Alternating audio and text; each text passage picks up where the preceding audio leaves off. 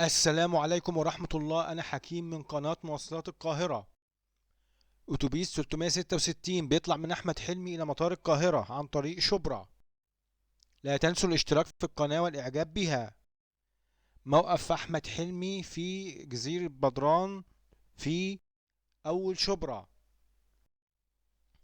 366 أتوبيس بيطلع من أحمد حلمي، يخش على الترعة، شارع أحمد بدوي، شارع الشوكلاني، خلوصي، دوران شبرا، محطة مترو أنفاق دوران شبرا، جامع الخزندارة، شارع شبرا، الخلفاوي، محطة مترو الخلفاوي، المظلات، محطة مترو الأنفاق المظلات، عبود، مدينة النور، ترعة الإسماعيلية، معدية عثمان، الأميرية، السواح، شركة الأدوية، المطرية، الحلمية، التجنيد، شارع جسر السويس، ألف المسكن، محطة مترو ألف المسكن، الأنفاق، العرب، الجراش، ويخش شيراتون، والآخر المطار. نشكركم على حسن استماعكم.